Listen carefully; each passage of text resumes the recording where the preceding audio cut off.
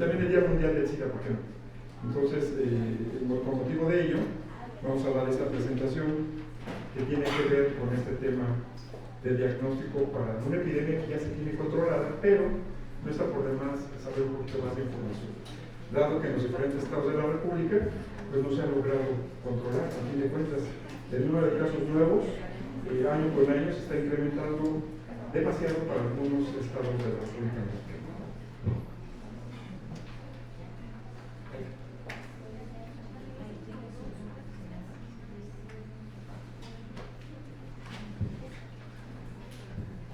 Muy bien, pues para el tema de VIH-Sida, de la evolución del diagnóstico de alta calidad, es importante también reconocer el manejo de los algoritmos de diagnóstico.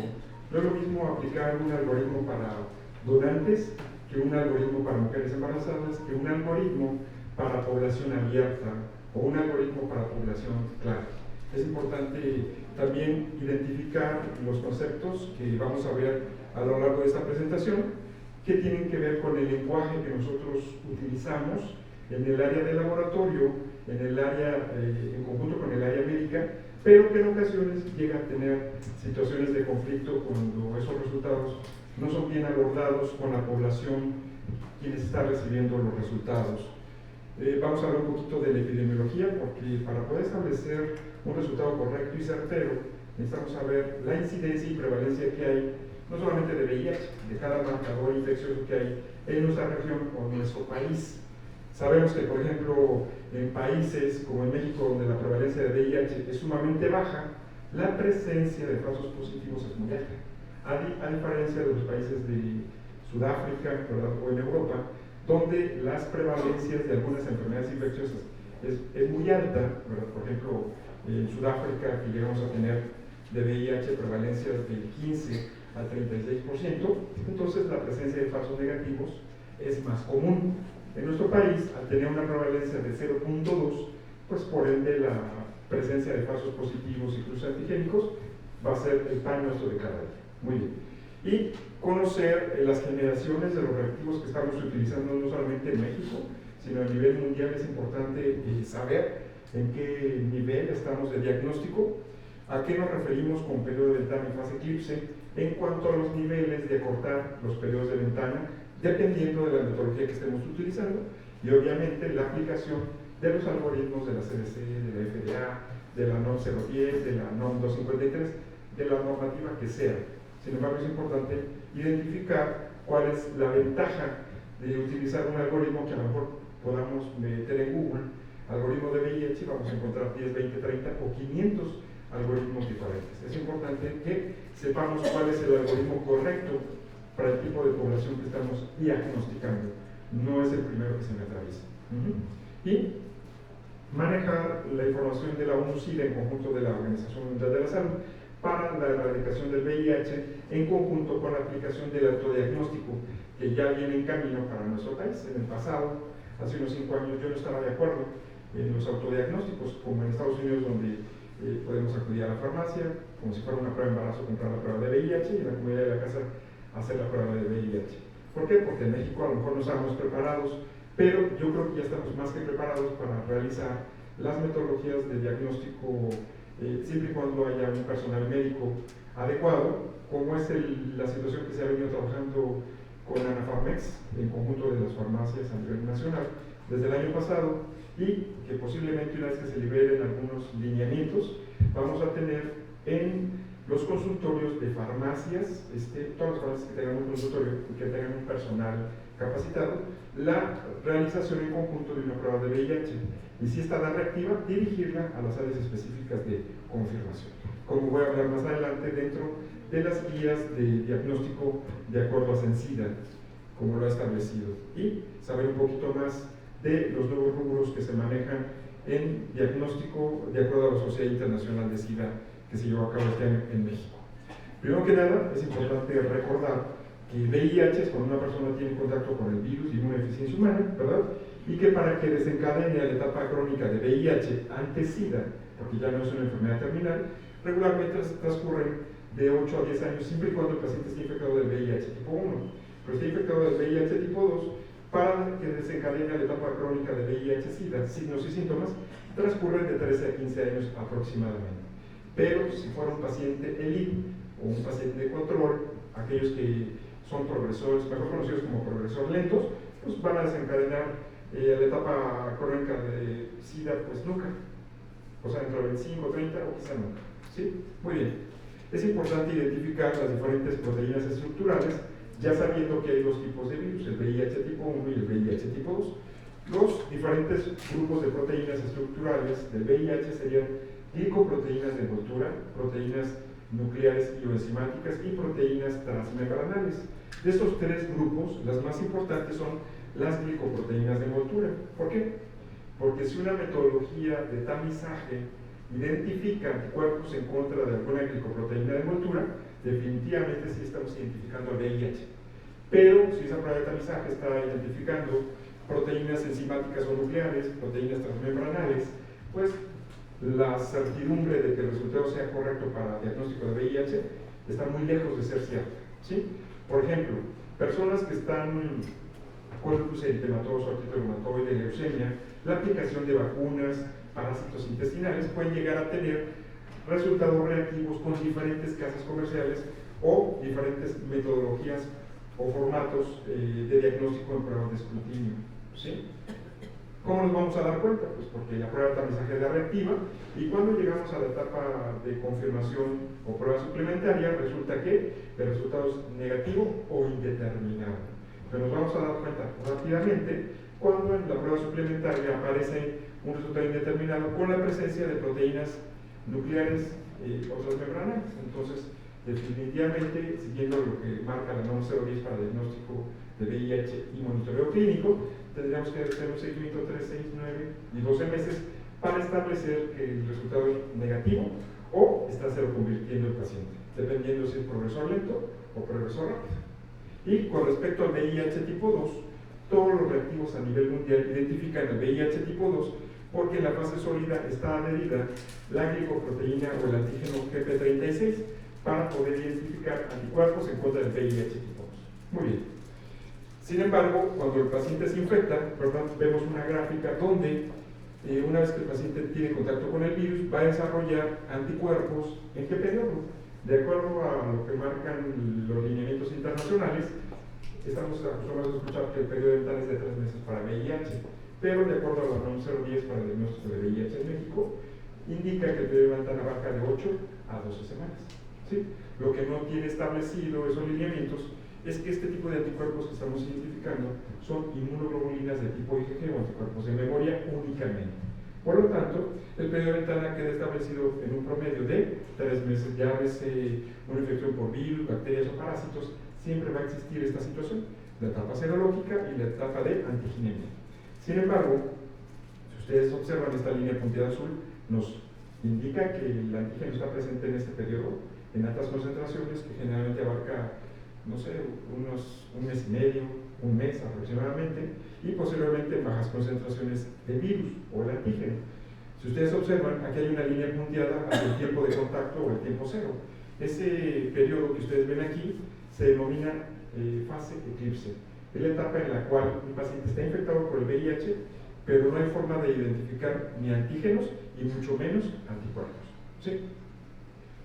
Existen dos tipos de métodos de diagnóstico para el virus de inmunodeficiencia humana, los métodos directos y los métodos indirectos. Los métodos directos pues, definitivamente van a identificar el virus o alguna región del genoma del VIH. Los métodos indirectos van a identificar anticuerpos en contra de alguna región estructural del virus que acabamos de observar hace un momento. Sin embargo, también es importante recordar que con respecto a las proteínas estructurales, dependiendo de la fase sólida de las diferentes plataformas, van a incluir antígenos en combinaciones diferentes de acuerdo a cada fabricante. ¿Sí? No todos tienen la misma combinación de antígenos, por lo tanto, no todos tienen la misma capacidad de detectar los mismos anticuerpos. ¿Esto qué significa? Que yo puedo tener el resultado de una muestra, o de un paciente, o de un donante, o de una persona específicamente, con dos metodologías, una como reactiva y otra como no reactiva. ¿Cuál de los dos está correcto o cuál está incorrecto? Lo que tenemos que hacer es analizar el inserto, identificar qué proteínas o antígenos están recubriendo la fase sólida para poder identificar cuáles son los anticuerpos que puede identificar esa casa comercial. Pues probablemente las dos metodologías estén correctas. El problema es que nosotros no sabemos interpretar los resultados que estamos liberando. ¿Por qué? Porque únicamente tenemos que identificar qué proteínas o qué antígenos recubren la fase sólida. También hablando en el lenguaje de la química, es importante recordar cuáles son las diferentes fases sólidas o plataformas que trabajamos. Cuando tenemos una prueba de lisa microplaca, la fase sólida es el fondo de pocillo de plástico o de poliestireno, donde está sensibilizada, ¿verdad?, la fase sólida por antígenos, ¿verdad?, o embadurnada de los antígenos. Esa es la fase sólida en una microplaca. ¿Cuál es la fase sólida en una quimioluminiscencia? Perfectamente. Las partículas paramagnéticas, magnéticas o ese tipo de sustancias que vienen en líquido, ¿verdad? Esas fases sólidas serían las micropartículas o partículas, ¿sí? Por ejemplo, en el caso de pruebas rápidas o de Westerlo, ¿cuál es la fase sólida? El papel de nitrocelulosa. Es donde están adheridos los antígenos para poder capturar los anticuerpos. Solamente cuando en la fase sólida hay no solamente antígenos, sino también anticuerpos, significa que es un reactivo de cuarta generación que tiene la capacidad de detectar antígenos y anticuerpos al mismo tiempo. Porque si yo digo que la fase sólida únicamente tiene antígenos, entonces estaríamos hablando de un reactivo de tercera generación que tiene la capacidad únicamente de detectar anticuerpos en contra de algunas regiones del virus. Entonces estaremos hablando de tercera generación. Pero si la fase sólida tiene antígenos y anticuerpos, entonces cuarta generación, que los antígenos de la fase sólida atrapan anticuerpos y los anticuerpos de la fase sólida van a identificar al antígeno P24 del VIH tipo 1 en reactivos de cuarta generación. Muy bien. Con respecto a, como ya lo había mencionado, el VIH tipo 1, bueno, sin un tratamiento antirretroviral desencadena la etapa crónica de 8 a 10 años. El VIH tipo 2, que no tenemos en México, ¿verdad? Sin un tratamiento antirretroviral va a desencadenar la etapa crónica de VIH ante-Sida de 13 a 15 años. ¿Sí? Es importante no solamente identificar los tipos, que el reactivo tenga la capacidad de identificar los diferentes tipos de VIH, el 1 y el 2, además de que hace 3 semanas justo se acaba de identificar a nivel mundial un genotipo nuevo. No sé si alguien le recibió algún comunicado. El VIH tipo 1, subtipo L, por Diagnostics, ¿no? Entonces es importante que los reactivos tengan la capacidad de detectar tipos, variantes, recombinantes, porque en Latinoamérica tenemos en México únicamente el VIH tipo 1, subtipo B, pero en Latinoamérica, en África, en Brasil, tenemos la presencia del recombinante BF. BF es cuando se unen dos subtipos. Y si ustedes observan, a nivel mundial hay muchos subtipos. El B con el C, el AE, el AB, o sea, son muchos recombinantes. Entonces, no solamente identificar las recombinantes, sino también las cepas resistentes a los medicamentos antirretrovirales, porque sabemos que en México hasta hace unos 2-3 años han existido 4 cepas resistentes a los medicamentos antirretrovirales que hay en México. Entonces, esos medicamentos eran útiles para los pacientes, sobre todo aquellos pacientes que se infectan de primera vez con una cepa resistente, pues no. ¿Verdad que no? No. Entonces, conocer cuál es la prevalencia aquí en México es de suma importancia. Aquí, la Organización Mundial de la Salud, en el año 2000, establece que para nuestro país la prevalencia va del 0.1 al 0.5%, o sea, del 0.1 al 0.5. ¿Por qué yo sigo utilizando la gráfica del 2000 y no la del 2017 que está publicada por la OMS? Porque la nueva gráfica está en tonos azules, y cuando no me ponen un proyecto como este maravilloso que se ven los colores geniales, se ve una plasta espantosa. Entonces la gente no se puede dar cuenta que la prevalencia en Sudáfrica es más alta comparada con los países de Latinoamérica, y que el único país que tenemos con una prevalencia sumamente alta en Latinoamérica es Haití, con una prevalencia como del 5.3, 5.4, 5.5, que sería de las prevalencias más bajas que hay en Sudáfrica. ¿Por qué? Porque aquí indica este gráfico que estas prevalencias abarcan de un 15 hasta un 36%. Por eso yo les mencioné que en los países de Sudáfrica, donde las prevalencias son muy altas, lo más común es obtener falsos negativos. A diferencia de los países con prevalencias sumamente bajas, lo más común es obtener falsos positivos, no falsos negativos. ¿Ok? ¿Cuántos? Muchísimos. Muy bien. Observando la prevalencia que teníamos en el año 2000 era de 0.29. La prevalencia que tenemos en el 2018, de acuerdo al reporte de Censida, es del 0.2%. Y si nosotros nos regresamos a la gráfica de la OMS, vamos a encontrar que está dentro del promedio, que va de 0.1 a 0.5. Por eso sigo utilizando esa misma gráfica. Muy bien, es importante no solamente identificar población de donantes o población abierta, sino también la población clave. La población clave es lo que, de acuerdo a la tipología de homicida, México tiene una epidemia concentrada, con una prevalencia más elevada en poblaciones clave. Poblaciones clave es lo que en el pasado denominábamos personas con prácticas de alto riesgo o personas que pertenecían a grupos de riesgo. Hoy en día lo correcto es decir población clave. HSH, hombres que tienen sexo con otros hombres, con un 17.3%. Personas que se inyectan drogas intravenosas, 5.8%, mujeres trabajadoras de sexo comercial, 0.7%, de hecho ya subió porque cuando yo trabajé en la Secretaría de Salud 3 años y medio en CONACYT, en el Auditorio Central, yo era responsable de las pruebas confirmatorias y la prevalencia en trabajo sexual en mujeres prácticamente era 0. Entonces ya se incrementó. A diferencia, por ejemplo, de los hombres que trabajan sexo comercial, bajó. Aquí está de 24.1 cuando, si ustedes revisan la información de unos años atrás, unos 3 o 5 años, eran valores que sobrepasaban a lo mejor el 30%. Entonces ya bajó, ¿sí? Y con respecto a mujeres trans, de un 15 a un 20%. Desde ahí donde tenemos que aprender a utilizar el algoritmo correcto. No es lo mismo aplicar un algoritmo para hombres de trabajo sexual que para mujeres de trabajo sexual, porque los conceptos son completamente diferentes. La prevalencia, como ya lo había mencionado, en México es de 0.2. A nivel mundial, ONUCID establece que para Latinoamérica la epidemia principalmente es una epidemia de tipo homosexual, a diferencia de las epidemias europeas o africanas, que son epidemias de tipo heterosexual. Por eso en algún momento, años atrás, 10 o 15 años atrás, se hablaba que si no se contenía la epidemia en México o en Latinoamérica, se podía heterosexualizar incrementándose rápidamente.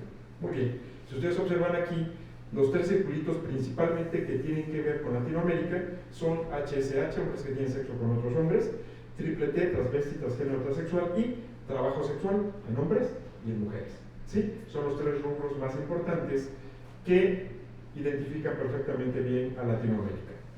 Pero sabemos que a nivel mundial son otros los rubros, pero no son los mismos que Latinoamérica. Con respecto a la historia natural del VIH-Sida, vamos a encontrar de esta gráfica, donde es una gráfica de tiempo contra concentración.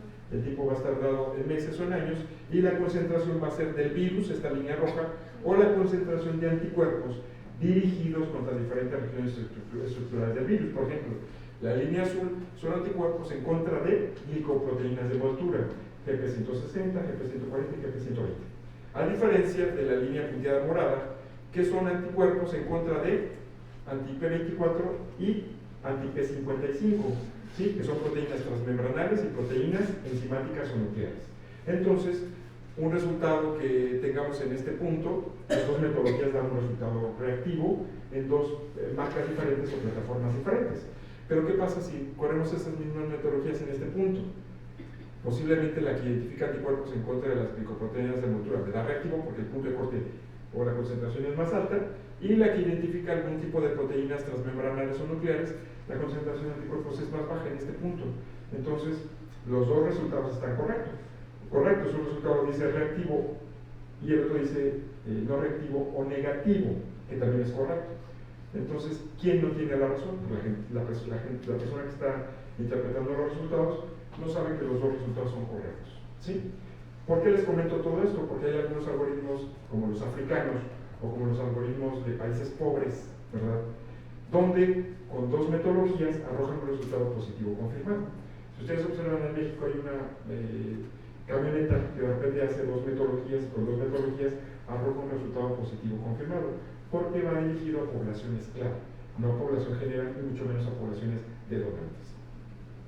Esta gráfica, que es exactamente lo mismo que acabamos de ver hace un momento, es más entendible para el área médica. Observen, es por etapas. La primera etapa, que dura de 3 a 4 días, vamos a tener una concentración de mRNA de 400 a 10.000 copias por milímetro cúbico. No hay presencia de antígeno P24, o sea, no detectar nada, y mucho menos de anticuerpos. En la etapa 2, que sumamos 5 días más a los que ya teníamos, ahora sí, ya tenemos una concentración muy elevada del antígeno del VIH en la muestra problema. Ya también está la presencia del antígeno P24, por lo tanto, tanto PCR como NAT van a identificar perfectamente al VIH. Pero, ¿qué creen? Todavía no tenemos anticuerpos porque en el caso de los anticuerpos hacen acto de presencia después de 3 meses. Entonces, cuando estamos hablando de este periodo, es antes de 3 meses. A partir de la etapa 3, donde disminuye la concentración del RNA y del antígeno P24, la probabilidad de que tengamos resultados no reactivos en pruebas moleculares es común, ¿sí? O resultados reactivos, porque tenemos que recordar que las pruebas moleculares arrojan en su inserto, está documentado, resultados como reactivos y no reactivos, ¿sí? Y si ustedes observan, en este punto ya tenemos la presencia de inmunoglobulinas de tipo IgA, que son anticuerpos de cero conversión, o la presencia de inmunoglobulinas de tipo IgM, que son anticuerpos en etapa aguda, pero menciona que el Western blot es negativo. Y si recordamos, las pruebas suplementarias o inmunoblots, llámese RIVA, antígenos recombinantes o Western blot, lisado viral, únicamente identifican inmunoglobulinas de tipo IgG. Por eso el Western blot dice negativo, porque no hay IgG, porque es antes de 3 meses la toma de esta muestra. Cuando ya el Western blot aparecen resultados indeterminados o positivos, lo único que está identificando son inmunoglobulinas o anticuerpos de memoria, IgGs únicamente, después de 3 meses de haber tenido contacto con el VIH. Con respecto a las vías de transmisión, es importante, ya esta gráfica en el pasado ya no la ponía, pero me di cuenta que es muy importante porque principalmente por relaciones sexuales, pues ya sabemos, sin la protección de un condón, se transmite el VIH. Pero de la transmisión vertical o de madre a hijo, en Chiapas, en los últimos 5 años, ocupaba el primer lugar de bebés que nacían infectados de madres seropositivas por SIDA. Afortunadamente ajustaron unos algoritmos la gente de SIDA y hoy en día perdió el primer lugar de bebés que nacían infectados. Tomando en cuenta los lineamientos de la Organización Mundial de la Salud, México aparece en el rubro de que únicamente puede tener por año 0.5 bebés infectados de VIH. Y la realidad es que ustedes observan los resultados que emitió SIDA, encontraríamos que la prevalencia la reportó de 3 a 5 bebés que nacían infectados, y la realidad no es. Si ustedes acuden directamente a algunos estados de la República, el número de casos que ya se encuentran sumados en los diferentes años suman más de 80 o más de 100. ¿Ok? Y entonces Chiapas ya no, creo yo que ya no ocupa el primer lugar, afortunadamente. Ahora serían otros estados de la República, sobre todo el sureste, ¿sí? Con respecto al riesgo ocupacional, el uso de drogas intravenosos es más común en la frontera, ¿sí? Sobre todo en los picaderos, donde tenemos que incluso llevar jeringas para que la gente no use la misma jeringuilla y se infecte por las jeringas, ¿sí? El riesgo ocupacional que yo sigo manejando del pasado es del 0.0001%. ¿Esto qué significa? Que la probabilidad de que nosotros nos infectemos dentro del laboratorio es muy baja, ¿sí? Entonces yo generalmente le comento a la gente que si tienen temor por manejar muestras positivas o pacientes o población clave específica, el riesgo no está dentro del área de trabajo, está afuera, los fines de semana y por la noche. ¿Sí? Y con unos fines. Pero aquí en el área de trabajo la probabilidad es muy baja. La piel es una barrera física que protege del VIH. ¿Sí? Y con respecto al riesgo transfusional, puse esta gráfica principalmente por la transmisión vertical y por el riesgo transfusional. En México se transfunde sangre contaminada por VIH. Bueno, aquí, Saltillo, Coahuila, se transfunde sangre contaminada por VIH en el banco de sangre, ¿sí o no? En el banco de sangre del Centro Estatal de Transfusión Sanguínea se transfunde sangre contaminada por VIH, ¿sí o no? O por cualquier otro microorganismo. Por supuesto que sí. En México, en el 2007 se transfundieron 2 niños con VIH en el banco número 1 de México, de la raza. ¿Sí?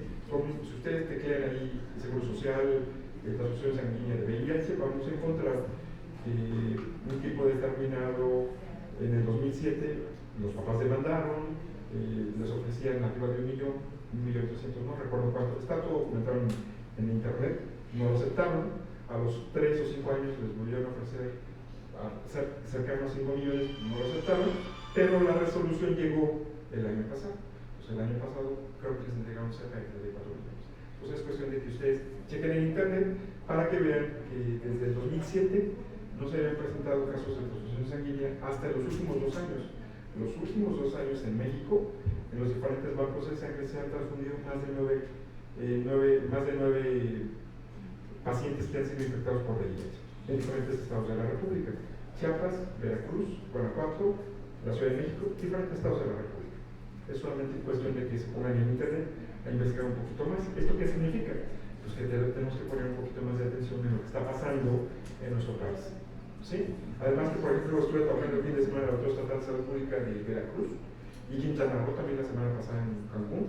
En esas regiones el número de casos nuevos por año se está incrementando del 2018 al 2019 arriba del 53% de casos nuevos por año.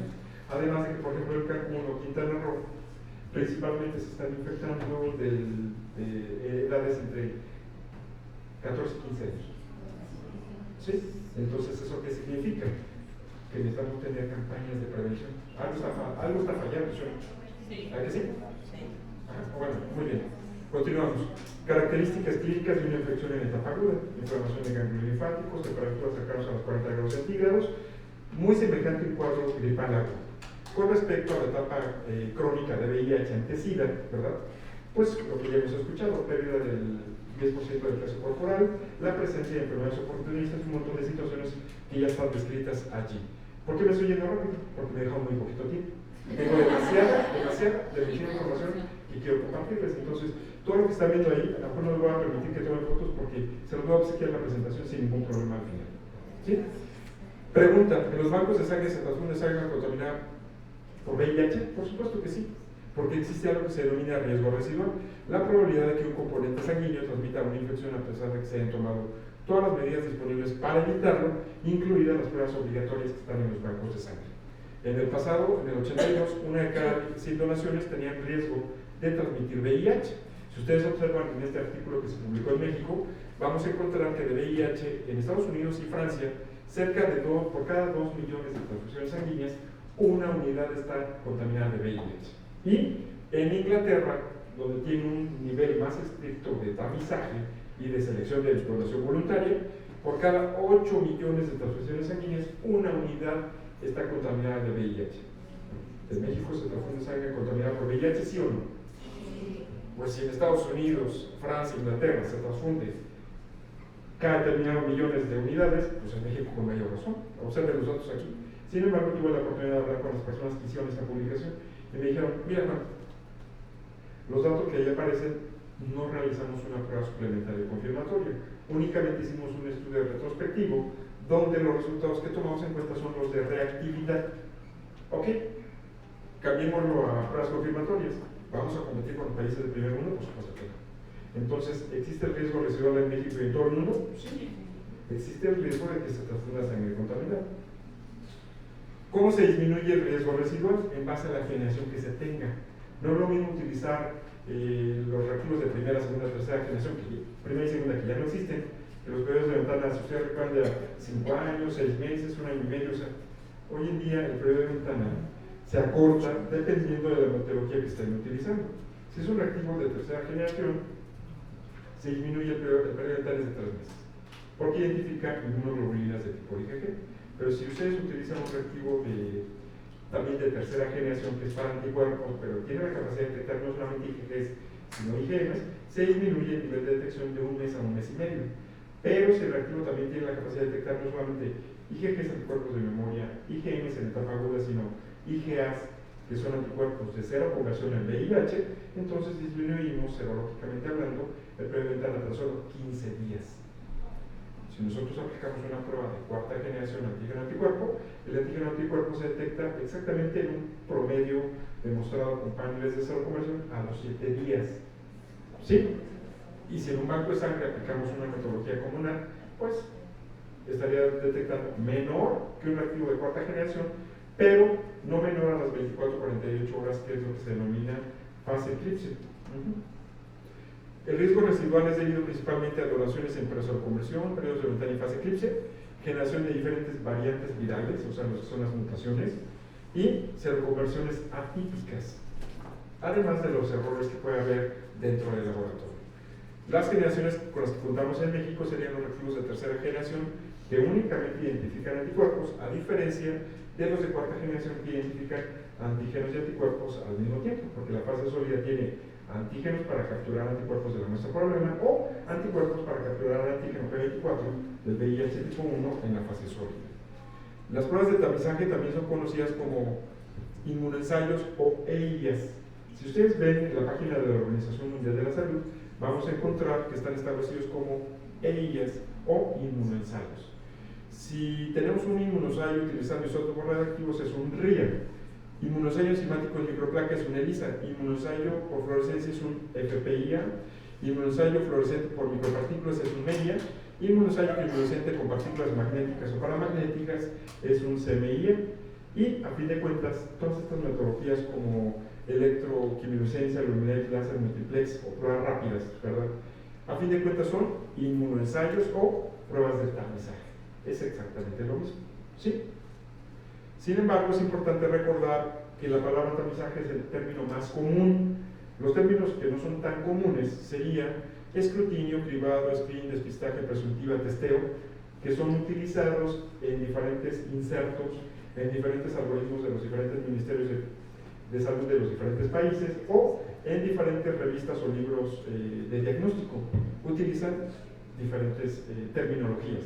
La más comúnmente utilizada en Latinoamérica es tamizaje, pero es exactamente lo mismo porque son sinónimos, ¿sí? La forma de interpretar una prueba de tamizaje es reactivo, no reactivo, zona gris o dudoso. Si ustedes observan, el término correcto es reactivo. ¿Qué fue lo que pasó en el pasado, hace más de 20 años? Cuando estábamos trabajando en los hospitales, nosotros como químicos, técnicos o personal de laboratorio de banco de sangre, pues entregamos los resultados a los médicos. ¿Y qué hacían? A mí me entrega el resultado como positivo o negativo porque no le entiendo. Y eran tantos que aceptamos. Y eso fue un error que cometieron en todos los laboratorios y bancos de sangre de toda Latinoamérica, porque el término no es nuevo. Siempre está escrito dentro de las guías de la Organización Mundial de la Salud. Entonces, cuando hablamos de una prueba de tamizaje, el resultado, si hay una reacción antígeno-anticuerpo, se interpreta como reactivo. Si alguien quiere poner la palabra positivo, pues por lo menos que le ponga positivo para una prueba de tamizaje, positivo para el nombre de la prueba completa, pero que no le dé flojera escribir todo. El término correcto es reactivo. La palabra no reactivo, sí la podemos cambiar por la palabra negativo por una razón muy importante. Los resultados a quienes vamos a dirigir este tipo de pruebas o de resultados es a la población en general. ¿Qué pasa cuando le entregamos un resultado como no reactivo a nuestros donantes o pacientes? Muchas veces regresan dentro de un mes y dicen, veo que me voy a botar la prueba de VIH porque el mes pasado no tenía reactivo. ¿Sí? Entonces, tampoco se vale que nosotros que tuvimos la oportunidad de estudiar y de un conocimiento diferente a la población que nosotros atendemos, querramos que él entienda la palabra no reactivo, para ellos es negativo. ¿Sí? Y está documentado en las guías de la Organización Mundial de la Salud que puede ser no reactivo o negativo sin ningún problema. Pero la que no podemos cambiar, reactivo por positivo en pruebas de tamizaje, no. Ajá. ¿En qué momento va a ser zona gris o dudoso? Zona gris es cuando se hace una lectura espectrofotométrica que se calcula el punto de corte, el 10% por abajo es zona gris, porque es una lectura espectrofotométrica, es un cálculo matemático, ¿sí? Pero ¿qué pasa cuando yo tengo una prueba rápida, un cartucho, donde está la línea o el circulito, si aparece, es reactivo. Si el área de interpretación no aparece, la línea o el circulito es negativo. Pero si sale la línea o el puntito entre azul y buenas noches, el resultado es dudoso. Salvo que alguien tenga un espectrofotómetro, no lo va a decir, a mí esta prueba rápida es de zona gris. Pero no es así. Desafortunadamente, la NOM 253 maneja todo como si fuera dudoso. Pero que nos quede claro como químicos que cuando hay una interpretación subjetiva a través de la vista, es un resultado dudoso. Y cuando es una lectura objetiva a través de un espectrofotómetro, es zona gris. Existen algunas metodologías que no calculan la zona gris. Bueno, eso ya es responsabilidad de cada fabricante, ¿sí? Pero al menos ya sabemos qué significa zona gris.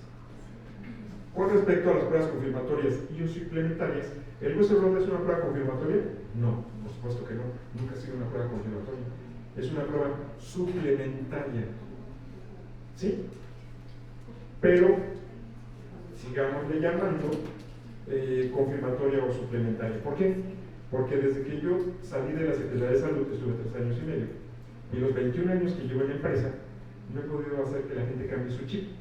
Pero si quieren, buscan las listas de las guías de la Organización Mundial de la Salud, yo se las proporciono y van a ver la clasificación de pruebas inmunoensayos y pruebas suplementarias a Western blot y los RIVAS, antígenos recombinantes por inmunoblot. ¿Sí? ¿Por qué no es una prueba confirmatoria el Western blot o todos los estándares de oro para los diferentes marcadores? Porque quien ofrece un diagnóstico, un resultado positivo confirmado, es un algoritmo, no es una prueba suplementaria. Por esos términos debió de haber sido siempre, como en el pasado, prueba suplementaria, no confirmatoria. Si ustedes van pasando a alguien, le corren un Western blot, ¿ya es positivo confirmado? No, porque tú me tendrías que demostrar cuál es el algoritmo que tú utilizaste. Hay personas que de repente dicen, una prueba de tamizaje y cualquier otra metodología y se vuelve a dar reactiva, que puede ser carga, conteo, Western, RIVA, o sea, ya es positivo confirmado. No.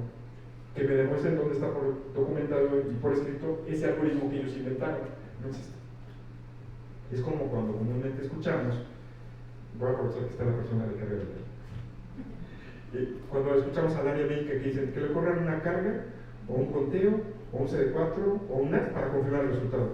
Los métodos moleculares no son pruebas confirmatorias, que nos quede bien claro.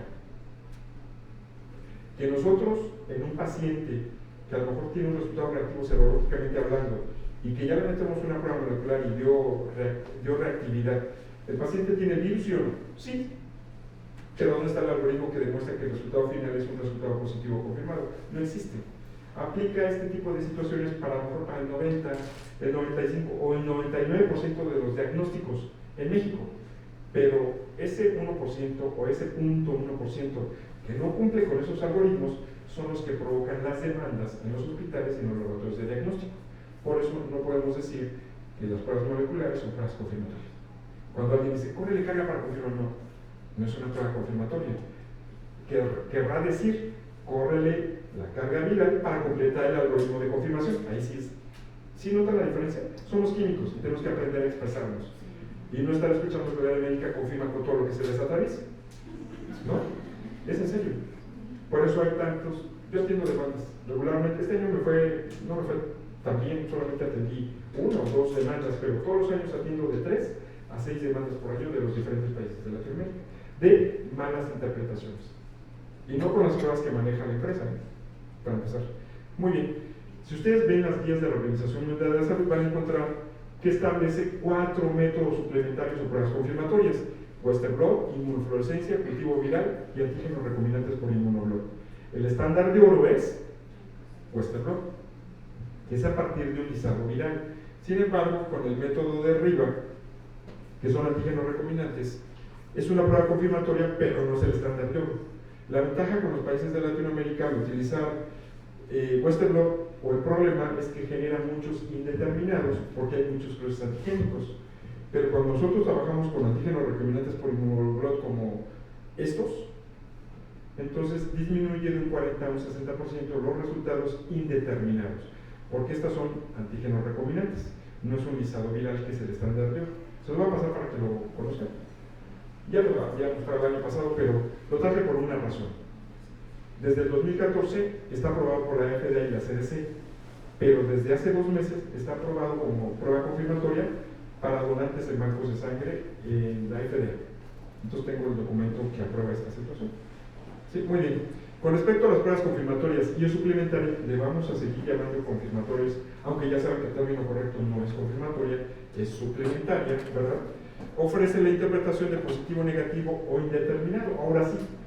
Sin embargo, no han escuchado que de repente personas de otras áreas del laboratorio o del hospital le dicen a una prueba confirmatoria, me está dando un resultado dudoso. No, es indeterminado, porque no cumple los criterios de la Organización Mundial de la Salud o del Consorcio de Estandarización del Retrovirus Humano a nivel internacional, o lo que pasa, por ejemplo, con resultados de tamizaje.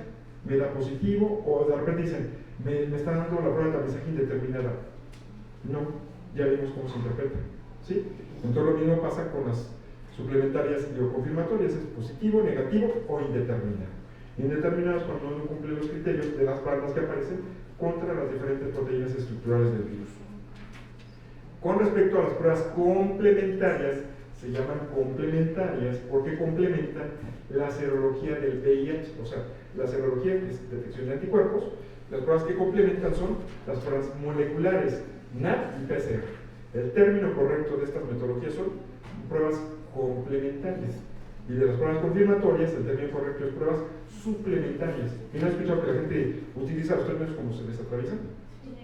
Bueno, ya no saben cuál es el correcto. ¿Dónde está escrito? En las guías de la Organización Mundial de la Salud. ¿En cuál? Tendrían que aventarse 20 años leyendo muchas guías de la Organización Mundial de la Salud. Porque, ¿qué creen? Las nuevas guías que van saliendo en el 2017, que son las últimas, no aparece toda la terminología que aparece en diferentes revistas. Siempre van desapareciendo lo que sugieren que la gente ya sabe de memoria, pero que no. Ajá. Entonces tendrían que leer muchas revistas para que se den cuenta de muchos años que esos son los términos correctos. Y de los métodos moleculares, ya sea que identificamos al RNA del virus en la línea roja en cualquier momento, por eso bebés hijos de madre seropositiva, el diagnóstico es mediante un RNA, detección del virus, el PCR. Pero si nosotros queremos acortar el nivel de detección en los bancos de sangre, pues mediante la cuantificación del antígeno P24 o NAT. Pero el NAT no es para diagnóstico, el NAT es para acortar más el periodo de ventana, ¿sí? Y con respecto a otros grupos de diagnóstico o pruebas de VIH serían las pruebas diferenciales o discriminatorias, aquellas que van a identificar si el paciente está infectado del VIH tipo 1 o del VIH tipo 2 o tiene los dos virus al mismo tiempo como en Europa o en África. Con respecto a las pruebas de monitoreo clínico, ese es el término correcto.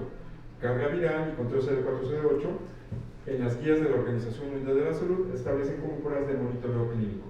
Y la misma guía dice, las pruebas de monitoreo clínico es para pacientes positivos previamente confirmados.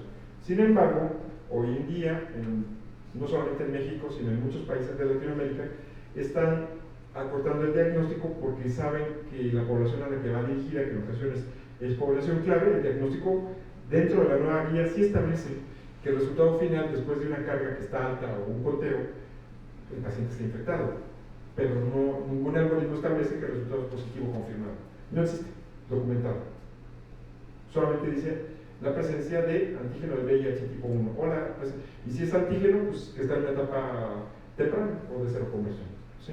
Entonces tendríamos que ver los nuevos lineamientos para interpretar los resultados, pero no como positivo y negativo, sino como presencia de anticuerpos en contra del VIH tipo 1. Y todo lo que les acabo de mencionar está concentrado en esta gráfica.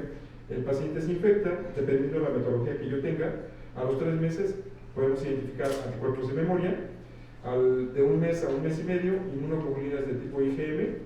Si el reactivo tiene la capacidad de detectar IgG, IgM, IgA, de solamente hay 3 fabricantes a nivel mundial, el Instituto Pasteur, una tecnología italiana y otra, entonces podemos, serológicamente hablando, disminuir los anticuerpos a tan solo 15 días.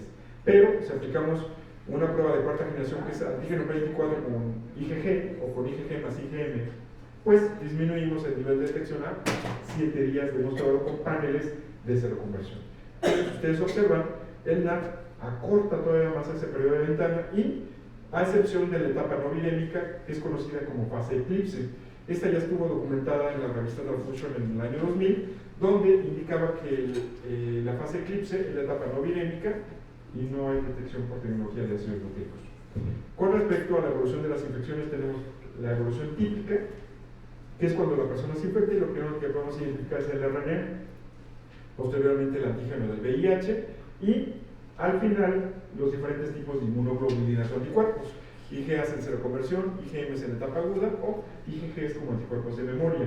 Ojalá todo fuera así de bonito, pero tenemos lo que se denomina calentamiento global, la presencia de transgénicos, muchas situaciones que están cambiando dentro del entorno y encontramos hoy en día evolución de la infección atípica, ¿sí?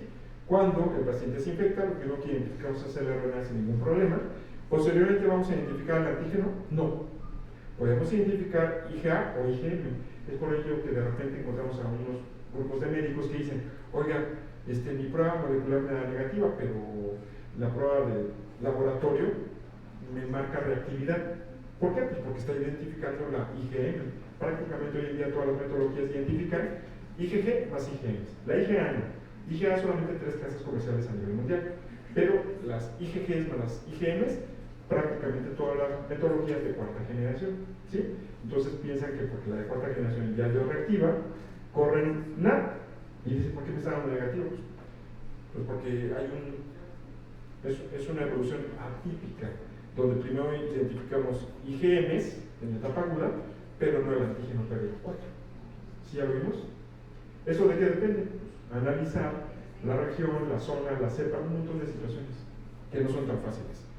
La prueba confirmatoria, ese será siempre el Western blot porque es el estándar de oro.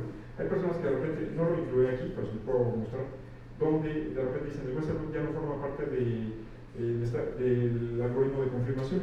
Efectivamente, entonces nos tendríamos que regresar a los lineamientos de la CDC del 2011 al 2013, donde efectivamente dice que se eliminó el Western blot del algoritmo de confirmación en un algoritmo de infección en etapa aguda. Aguda es en los primeros 3 meses. ¿Sí? En el pasado, cuando daba una reactividad en cero conversión, le hacían inmunofluorescencia y le hacían Western blot, demostrando que la mitad de las muestras que daban por pruebas moleculares reactivas, la mitad eran positivas confirmadas con Western blot. Entonces se dieron cuenta que solo el 50% daban positivos. Entonces, en ese nivel de infección en etapa aguda, eliminaron el Western blot del algoritmo de diagnóstico de la etapa aguda, no del algoritmo de diagnóstico de cualquier persona que no esté en la etapa aguda. ¿Okay? Y el Western blot es el estándar de oro. Aquí tenemos las diferentes proteínas estructurales del virus. Y observando la historia natural de la infección por el VIH con respecto a los resultados de antígenos recombinantes como el cartucho que les mandé ahorita, el Western blot, vamos a encontrar que dentro de los primeros 3 meses van a arrojar un resultado negativo que el paciente esté infectado. ¿Por qué? Porque las pruebas suplementarias y confirmatorias únicamente identifican anticuerpos de memoria o inmunoglobulinas de tipo IgG. Después de 3 meses van apareciendo las diferentes proteínas o anticuerpos dirigidos contra diferentes regiones estructurales. La primera anticuerpo que aparece en una persona que está seroconvirtiendo son anticuerpos en contra de la GP160, aquí la vemos. También en contra de la PB31, pero principalmente la GP160. Aquí tenemos un resultado indeterminado, ¿sí? Pero una vez que aparecen también anticuerpos en contra de la P24, ya tenemos un resultado positivo confirmado por un nuevo criterio de la Organización Mundial de la Salud. Cuando aparece este resultado, anticuerpos en contra de la GP160, anticuerpos en contra de la P24 y en ausencia de las demás proteínas como la tercera tira, significa que el paciente se infectó antes de 12 meses, ¿sí? Pero si el Western blot o el antígeno recombinante por inmunoglobulina de 20 minutos aparecen todas las bandas estructurales de todo el virus, significa que el paciente tiene más de 1 año de haberse infectado con el VIH y en un promedio de 5 a 6 años, ¿sí? A diferencia de un paciente que en su resultado aparecen anticuerpos en contra de la GP160 porque están presentes en toda la infección de la historia natural y anticuerpos en contra de la GP41 con la ausencia de todas las demás proteínas.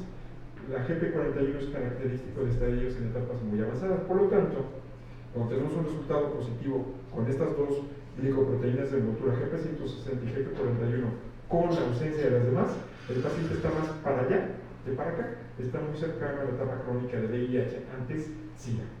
¿Sí?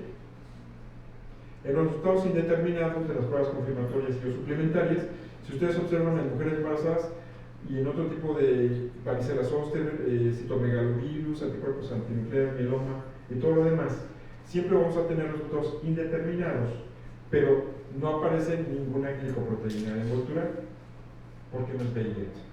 Estos resultados son los que, para la mayoría de las metodologías de tamizaje, dan un resultado como reactivo y que al momento que le aplicamos una suplementaria confirmatoria, da un resultado indeterminado y esas bandas, ninguna es una glicoproteína de envoltura. Y a lo mejor van a tener que hacer lo que indica la norma 010, un seguimiento de 3, 6, 9 y 12 meses. ¿Sí? Y aquí tenemos el criterio de la Organización Mundial de la Salud antiguo, para que tengamos un resultado positivo, 2 glicoproteínas de envoltura más o menos dadas las demás, el nuevo criterio con una sola banda de envoltura, y es un resultado positivo, más cualquier otra. Indeterminado, porque hay una sola banda, es un resultado indeterminado. Por eso en los indeterminados tenemos que visualizar si la proteína que está apareciendo, o el grupo de proteínas, ¿hay una envoltura o no es envoltura? Y si no hay una glicoproteína envoltura, no es VIH. Y negativo la ausencia de bandas. Es importante identificar al paciente en la etapa temprana de cero conversión porque vamos a evitar que la epidemia se disemine más rápidamente. Además de que cuando un paciente es diagnosticado en los primeros 6 meses de la infección, vamos a prevenir o evitar la presencia de las enfermedades oportunistas cuando ya se vaya avanzando su infección en esta persona seropositiva. Entonces, lo más importante es identificar que las pruebas de tamizaje solamente me arrojan un resultado reactivo, y si yo quiero obtener un resultado positivo, tendría que aplicar pruebas suplementarias o confirmatorias dependiendo de la población a la que va dirigida. Si es población clave, no requerimos la prueba suplementaria o confirmatoria, porque es población clave. Y en población clave, los algoritmos o lineamientos establecen perfectamente bien que la prevalencia es la que nos va a dar la certeza de esos resultados de tamizaje. Falsos positivos. Las personas con resultados reactivos a pruebas de VIH pueden hacerlo debido a otras condiciones diferentes a estar infectados por VIH. Aquí tenemos un montón de situaciones que llegan a provocar resultados reactivos en pruebas de tamizaje. Infecciones presentes pasadas por hongos, parásitos o bacterias, ya anticuerpos de memoria, o la simple condición del envejecimiento, o sea, presentan altas concentraciones de anticuerpos o mujeres embarazadas que llegan a cruzar con pruebas de tamizaje. Lo mismo ocurre con falsos negativos. Los falsos negativos puede ser que el paciente esté en periodo de ventana o en fase eclipse, si estamos aplicando una prueba de cuarta generación. Y aquí también menciona, la parasitosis y algún otro tipo de situaciones pueden provocar falsos negativos. El hecho de que una persona tenga parásitos intestinales puede provocar la neutralización de los anticuerpos y del virus y del antígeno. Por eso es tan importante la historia clínica para establecer los resultados del diagnóstico que tenemos en el laboratorio. La biotina está documentada en muchas metodologías como la que llega a producir falsos negativos en elevadas concentraciones. ¿En qué momento podemos tener biotinas en alta concentración de biotina y no nos muestra problemas? Es muy común para el crecimiento de las pestañas o del cabello, o en suplementos alimenticios de las personas que van a los gimnasios. Hay altas concentraciones de biotina y eso puede generar resultados negativos, dado que la mayoría de las metodologías que trabajamos en tamizaje de VIH a nivel mundial generalmente son metodologías biotinizadas en todos sus procedimientos. ¿En qué momento se puede incrementar el periodo de ventana a más de 6 meses? Cuando un paciente tiene tratamiento antiviral para hepatitis C, cuando un paciente tiene tratamiento contra el cáncer, las quimioterapias, o en pacientes que utilizan la profilaxis post-exposición por un accidente o por una violación, les dan el tratamiento antirretroviral. Antes lo daban por 28 días, hoy en día lo dan por 3 días nada más. Entonces, si de pura casualidad esa persona sí se infectó, ¿qué creen que produce el medicamento antirretroviral? Pues que se detenga la replicación viral y por ende la producción de anticuerpos. Por eso el seguimiento para los pacientes que utilizan el PrEP o el PEP. El PrEP es profilaxis pre-exposición o post-exposición. El siguiente diagnóstico es a los 6 meses, no antes de 6 meses. ¿Sí? Y eso está documentado por la CDC en Vancouver, Canadá. Algoritmo, combinación de pruebas seleccionadas con una serie de reglas de decisión que permite mejorar la sensibilidad y especificidad diagnóstica para resolver resultados discordantes. ¿Qué es un resultado discordante? Es cuando dos pruebas exhiben resultados diferentes, una es reactiva y la otra es no reactiva. ¿Cómo lo voy a resolver? Pues con un algoritmo. ¿Puedo yo tener de una muestra problema que le aplique 10 metodologías de tamizaje diferentes un resultado discordante? Por supuesto.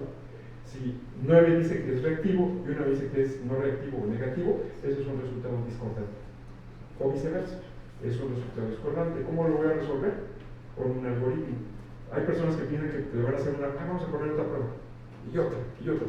Mientras siga haciendo pruebas de tamizaje y los resultados no sean el mismo, es un resultado discordante. Y con respecto a las estrategias o algoritmos de la Organización Mundial de la Salud, tenemos el algoritmo 1 para transfusiones y trasplantes, que es una sola metodología, la más sensible, para epidemiología, estudios de incidencia y prevalencia, son 2 metodologías de tamizaje. Y para diagnóstico son ensayo 1, ensayo 2 y ensayo 3. El ensayo 1 y 2 son 2 pruebas de tamizaje donde el A2 es una prueba más específica que la primera y el ensayo 3 es una prueba suplementaria para que pueda arrojar resultados como positivo, indeterminado o negativo. ¿Sí? El mismo cuadro de la Organización Mundial de la Salud establece que si estamos en un banco de sangre y queremos llevar a cabo una transfusión o trasplante de órgano, ¿qué prevalencia hay en México? ¿Menor o mayor al 10%? Bueno, para transfusiones y trasplantes no importa la prevalencia. aplicamos el algoritmo número 1. ¿Qué significa el algoritmo número 1? Que la metodología que yo estoy utilizando, que es muy sensible y lo más cercano al 100% de especificidad, si me da reactiva, ¿me interesa saber el diagnóstico del donante? Por supuesto que no. Únicamente separo la unidad sanguínea para evitar transfusiones sanguíneas de sangre contaminada. Lo que prepondera en un banco de sangre es la seguridad transfusional. Hay personas que están aferradas a que en un banco de sangre quieran saber un diagnóstico. Oye, pero ¿está infectado o no está infectado? En los bancos de sangre no contamos con 2 o más metodologías de tamizaje para establecer si es un falso positivo o no. ¿Sí? Y muchas veces sí tenemos la confirmatoria, pero la confirmatoria es para diagnosticar rápidamente a un paciente que probablemente tenga anticuerpos específicos para que reciba un tratamiento rápido. Pero el resultado indeterminado o que no se genera un resultado adecuado no es un diagnóstico. En bancos de sangre no hacemos diagnóstico. Entonces, cuando la gente quiere hacer diagnóstico, se pierde y descuida la parte de seguridad transfusional. La confirmación y el seguimiento se va a hacer en laboratorios de epidemiología o de diagnóstico, no en bancos de sangre. Y vigilancia epidemiológica es para saber estudios de incidencia y prevalencia en cada región. Por ejemplo, ¿qué prevalencia hay en México? ¿Menor o mayor al 10%? Menor al 10%. Entonces, dice que con 2 metodologías de tamizaje que me den reactivas un resultado positivo confirmado para establecer estudios de incidencia y prevalencia, pero no para diagnóstico, salvo que se trate de una población clara. Pero si yo quiero saber resultados de diagnóstico, tengo que ver que hay 2 rubros: un paciente una persona con signos y síntomas o asintomática. Si esa persona, quiero saber el diagnóstico y tiene signos y síntomas ya plenamente identificados, ¿qué prevalencia hay en México? ¿Menor o mayor al 30%? Menor al 30%. Dice que con 2 metodologías de tamizaje, ya con la sintomatología característica, es un resultado positivo confirmado para esa población clara. ¿Sí? ¿Qué pasa con un paciente sintomático que generalmente son donantes? ¿Qué prevalencia hay en México? ¿Menor o mayor al 10? Menor al 10. Entonces, si es menor al 10, dicen que es un algoritmo de diagnóstico, una primera prueba de tamizaje, me la reactiva, hago una segunda prueba de tamizaje de mayor especificidad que la primera y de la misma generación. Si utilicé de cuarta, la segunda es de cuarta. Y si me vuelve a dar reactiva, paso a una prueba suplementaria y yo confirmo. ¿Sí? Pero las pruebas suplementarias, como están escritas en la guía, no son esas, solo que no sé quién escribió eso. Yo ya me puse a pelear con la gente de INDRE, con la gente de Sencilla, y por ahí metieron un gol que no coincide con los lineamientos a nivel mundial, en ninguna guía, ni la europea, ni la FDA, ni la ABB, ni la CDC. Entonces, ¿qué es lo que va a provocar esa nueva guía? Que el área médica siga teniendo confusiones, porque cuando corran una prueba de tamizaje y corran como confirmatoria de cualquier otra, va a coincidir con el 90 o 92% de los diagnósticos, pero donde no coincida va a generar una demanda. ¿Sí? Muy bien. Y los algoritmos de la CDC nos indican en 3 pasos que aplicando una prueba antígeno-anticuerpo, si me da negativa, no hay anticuerpos en contra del VIH tipo 1 ni hay anticuerpos en contra del VIH tipo 2 y no estamos identificando el antígeno P24. Pero si me da reactiva, yo no sé si esa reactividad me está identificando a los antígenos o a los anticuerpos. Por eso en el paso 2 aplico una prueba de anticuerpos, o sea, una prueba serológica, para que me identifique si el paciente tiene anticuerpos en contra del VIH tipo 1 o anticuerpos en contra del VIH tipo 2 o anticuerpos en contra de los 2 virus, porque estoy aplicando una prueba diferencial o discriminatoria. Y si me da negativa la prueba serológica, entonces paso al paso 3, que es una prueba molecular, NAT o PCR, porque estamos partiendo de una prueba combo antígeno-anticuerpo. Las pruebas que en el 2016 aprobó la FDA para aplicarse en el algoritmo de la CDC son estas: antígeno-anticuerpo de Abbott, antígeno-anticuerpo de Biorad, antígeno-anticuerpo de Siemens y antígeno-anticuerpo de Biorad, pero de 5ª generación. Para el paso número 2, estas pruebas serológicas, ambas multispody-genius de Biorad, que es la que llevo ahorita y que ya tenemos la aprobación también para donantes, es una prueba de 20 minutos. Y el paso 3, Hologic GenPro, eso fue en el 2016. ¿Esto qué significa? Que la FDA ya debe haber aprobado más metodologías para estos 3 pasos. ¿Cuáles? No lo sé. Habría que actualizar las nuevas listas. ¿Sí? Donantes, todos sospechosos culpables, que se pruebe lo contrario y responder a la sensibilidad. Pacientes, todos sospechosos inocentes, hasta que se pruebe lo contrario, porque lo que prepondera es la especificidad.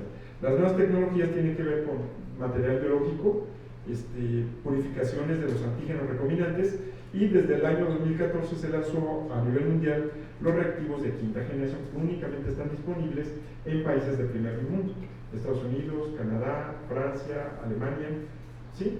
Principalmente.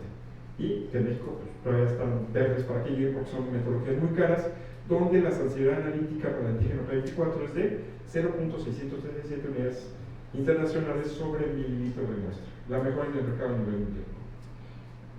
¿Qué significa sensibilidad? Hay dos tipos de sensibilidades.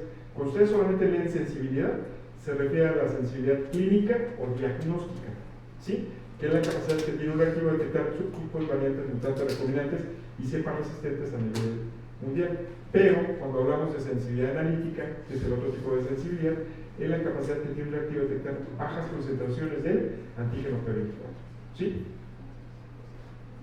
El cartucho que les hice pasar es este, confirma los dos virus en tan solo 20 minutos y una vez introducido el sistema automatizado, en menos de 2 segundos, establece un resultado como positivo, negativo o indeterminado, aprobado por la FDA, por la OMS, por diferentes lineamientos a nivel mundial. Y es la única prueba confirmatoria que utiliza también sangre total. Pues si alguien quiere que haga la prueba, trae un cartucho, lo hacemos en 20 minutos. ¿Sí? Las evaluaciones que tiene en pacientes, en donantes y diferentes lineamientos a nivel mundial son 100, 100, 100, 100 y 100 y 100. La FDA china, la FDA canadiense, POLER, estos tienen 100 y 100 de sensibilidad y 100 de especial. Y con respecto al autodiagnóstico, estas guías de Sensida emitieron este nuevo algoritmo en el 2018, donde la autoprueba dice directamente asistida por personal capacitado o no asistida y donde el usuario en Estados Unidos, por ejemplo, acude para comprar un sobrecito con todo incluido y en la comodidad de su casa se hace la prueba. Eso no está aprobado para México. Lo que sí va a ser aprobado para México es que acudamos a una farmacia que tenga consultorio con un médico responsable capacitado para eso, donde el resultado va a liberarse como reactivo y lo que está escrito aquí, lo que está en rojo acá, una persona con resultado reactivo deberá acudir a unidades especializadas para su confirmación. Eso es lo que dice aquí. ¿Sí? O sea, no arrojan resultados positivos, solo resultados reactivos. Una vez que se ha aprobado esto, y es para contener la epidemia del VIH en México. Si ustedes observan los resultados de mujeres mayores de 15 años, en el 2005 había 25,000, en el 2017 el doble, 50,000. ¿Sí? Entonces, ¿se ha logrado contener la epidemia? No. ¿Se siguen transmitiendo sangre contaminada? Sí. La erradicación que ONUCIDA propuso en conjunto con la Organización Mundial de la Salud establece el primer objetivo que no hemos cumplido. ¿Cuál es el primer objetivo para generar resultados en el 2020, como está documentado aquí, en estas estrategias a nivel mundial? Pues las metas 90, 90, 90. Detectar al menos al 90% de las personas que están infectadas. ¿Qué porcentaje de pacientes infectados con VIH hemos detectado hasta principios de este año? Únicamente el 67%. ¿Esto qué significa? Que de cada 3 personas que están infectadas en México, una no sabe que está infectada de VIH. Ajá. Por eso es importante hacer un diagnóstico hasta un 90% de logro. Y una vez que ya se tenga esos pacientes identificados con diagnóstico de VIH, que al menos el 90% de los diagnosticados reciban un tratamiento antirretroviral. Y del total que recibe tratamiento antirretroviral, que al menos el 90% logre niveles indetectables. ¿Sí? Y es muy común escuchar que indetectable es igual a no transmisible, siempre y cuando veamos correctamente bien las guías de la Organización Mundial de la Salud, donde indica que el paciente, para que no sea transmisor del VIH, porque es indetectable, al menos debe de haber conservado 6 meses con esas características, no porque por veas tenga ese resultado. Entonces, sería un concepto erróneo decir así directamente que no indetectable es igual a no transmisible. Tendremos que leer los lineamientos correctos. Y otra cosa muy importante, lo que está de moda, que cuando alguien menciona ¿qué es más seguro, el PrEP o el condón? Y si ustedes leen las guías de la Organización Mundial de la Salud, dice que es el condón más el PrEP, no es el condón en lugar del PrEP o el PrEP en lugar del condón. Eso no lo dice, dice las dos cosas al mismo tiempo, confieren una seguridad elevada, pero no una en lugar del otro. Detectando tempranamente el paciente y recibiendo el tratamiento, ¿cuánto tiempo va a vivir? Igual que una persona seronegativa, o igual que una persona con diabetes, o igual que una persona con otras situaciones características. El fin de la epidemia en 2030 indica 0 nuevas infecciones por VIH cero discriminación y cero muertes relacionadas con el SIDA. Los puntos que logré capturar de la Sociedad Internacional de SIDA que se llevó a cabo en México, donde asistieron más de 140 o de 160 países de nuestro país, fueron las siguientes. Detectar a un paciente en etapa aguda no es una detección temprana, es un fallo del diagnóstico o es un fallo de la prevención en México. Eso fue lo que dijeron. Con profilaxis preexposición, si a alguien no le gustaba tomar el PrEP para prevenirse porque a lo mejor pertenece a una población clave de riesgo, y aún así infectado, pues va a ser el tratamiento de por vida. Lo que está de moda, o se va a poner de moda, lo nuevo, son las inyecciones intramusculares de tratamiento antirretroviral mensual o los parches implantes subcutáneos de liberación prolongada o más de 6 meses con este medicamento. Por ejemplo, para la inyección intramuscular, cabotegravir y ribavirin, o para el trasplante subcutáneo semestral, es el islatravir. Los antirretrovirales combinados generalmente se van a recomendar que haya dolutegravir y que no sobrepase los 2 medicamentos antirretrovirales, porque se demostró que con más de 2 medicamentos antirretrovirales se produce toxicidad y la presencia de cepas resistentes a los medicamentos antirretrovirales. Y los nuevos antirretrovirales es el MK8591 y el Fomstenavir. Y yo espero que pronto lleguen a México, pero no lo creo porque apenas acaban de identificar este año. También se identificó que dentro de los reservorios naturales, que son los sitios santuarios, con los nuevos medicamentos, los virus están liberándose de forma con defectos, incapaces de infectar a otras células. ¿Sí? ¿Cuáles son los reservorios naturales? Lóbulo ocular del ojo, ganglios linfáticos, médula ósea, los testículos, y en un artículo de hace unos 4 o 5 meses, el cerebro también es un sitio santuario o reservorio natural. La combinación con algunas terapias químicas han dado resultados adecuados, pero no las vacunas. Las cuestiones de estudios en vacunas no han tenido resultados alentadores. El uso de menos fármacos van a evitar la presencia de resistencias y toxicidad. En conjunto, a nivel internacional, con todas las áreas de investigación y diagnóstico, pues se va a lograr una comunicación para prevenir la epidemia del VIH. Aquí está una máquina que expende medicamentos antirretrovirales en Corea del Sur, donde ya se logró el objetivo 90-90-90, con resultados de un 93, 98, 91. O sea, ellos ya lograron las metas que indicó la Organización Mundial de la Salud de los países de Latinoamérica. ¿Por qué? Porque utilizan equipos o aparatos que en lugar de expender Coca-Colas, ahí el paciente va por sus medicamentos antirretrovirales. Es una máquina expendedora de medicamentos antirretrovirales. Aquí tengo una foto cuando vino Luz Montañera a México. Vino 2 veces por parte de Biorat, que la gente que no lo sabe, el Instituto Pasteur está dentro de las instalaciones de Biorat. Entonces, alguien quiere visitar el Instituto Pasteur, la casa de Luis Pasteur o el Museo de Luis Pasteur, tiene que pedir autorización a las instalaciones de Biorat para poder tener contacto con el Instituto Pasteur. ¿Sí? Pues, muchísimas gracias por su atención y aquí les dejo mis datos. El correo electrónico y la página de Facebook, que es Juan Moreno Espinosa VIH-Sida. Hay bastante información que es útil para los pacientes, para el área médica y para el personal de laboratorio.